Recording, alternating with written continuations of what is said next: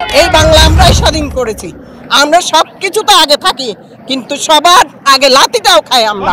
যখনই রাষ্ট্রপতি করে একটা চেঞ্জ হয় তখনই যত নির্যাতন আছে সবকিছু জেনে পড়ে সনাতনীর কাছে।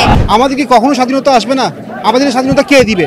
আমরা সেটা জবাব চাই। সব সময় কেন আমাদের মন্দিরে হামলা হয়? আমরা কেন পূজার সময় নিশ্চিন্তভাবে ঘুরতে পারি না? কিছু হলে আমাদের উপর হামলা, কেন আমাদের সনাতনের উপরে এত হামলা আসবে? হাজারো লোকের সমাগমে বিকেল 4টায় মেতে উঠে নগরীর চেরাগি পাহাড় মোড়। মুহুর্মুহুর স্লোগান আর বিভিন্ন ব্যানার হাতে মেতে উঠে সনাতনী সম্প্রদায়ের হাজারো মানুষ। দেশের বিভিন্ন স্থানে হিন্দুদের উপর হামলার প্রতিবাদে চট্টগ্রাম নগরীর চেরাগি পাহাড় মোড়ে অবস্থান কর্মসূচি ও বিক্ষোভ করেছেন সনাতন ধর্মাবলম্বীরা। সড়ক অবরোধ করে নির্যাতন বন্ধের দাবিতে বিক্ষোভ করেন তারা। আওয়ামী লীগ আসুক ক্ষমতায়, বিএনপি আসুক ক্ষমতায়, যে আসুক না কেন, যখনই রাষ্ট্রপতি করে একটা চেঞ্জ হয় তখনই যত নির্যাতন আছে সবকিছু জেনে পড়ে সনাতনীর কাছে। শুধু শুধু এতগুলো অসহায় মানুষের সবখানে, প্রত্যেকটা প্রত্যন্ত অঞ্চল থেকে শুরু করে সবখানে সনাতনের ঘর বাড়ি ভাঙতেছে, লুটপাট করতেছে, মেয়েদেরকে ধরে ধরে নিয়ে যাচ্ছে। আমাদের এখানে রাত্রে ঘুম হচ্ছে না, আমাদের এখানে ডাকাতি করতে আসছে প্রতি রাতে। আমরা বাঙালি, আমরা এখানে শান্তিতে থাকতেছি, আমাদেরকে শান্তি দিচ্ছে না। সব সময় কেন আমাদের মন্দিরে হামলা হয়? আমরা কেন পূজার সময় নিশ্চিন্তভাবে ঘুরতে পারি না, বের হতে পারি না? আমাদের কেন স্বাধীনতা নাই? স্বাধীনতা কি শুধু মুসলিমদের হবে? আমি চাই যে রাতের বেলা শান্তি মতো ঘুমাতে।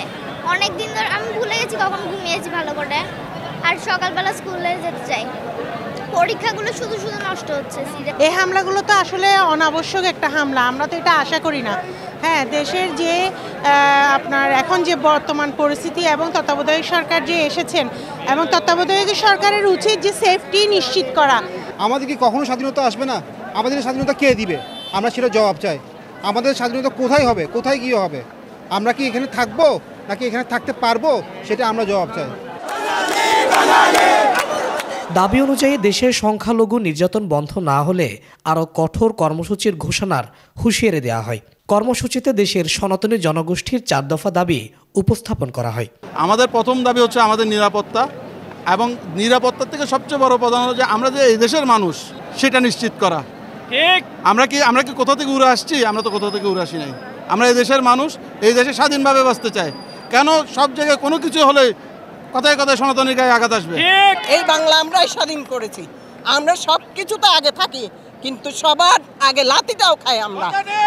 বাংলাদেশ হয়েছে পর্যন্ত আমরা কি পেয়েছি এই দেশ থেকে? আমরা কি দেশ স্বাধীন করিনি? আমরা কি কিছুতে ছিলাম না? আমরা কি বাংলা ভাষায় ছিলাম না? বাংলা ভাষার আন্দোলনে কেন আমাদেরকে সবসময় পদাঘাতটা আগে খেতে হয়?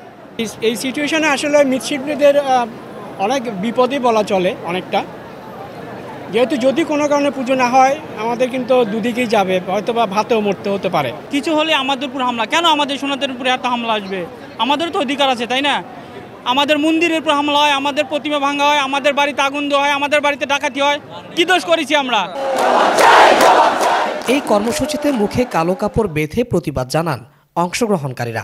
এ সময় দেশের সাম্প্রদায়িক সম্প্রীতি বজায় রাখতে দ্রুত সময়ের মধ্যে সব হামলার ঘটনার বিচারও দাবি করেন তারা। Sadat Hossain, media express, Chittagong.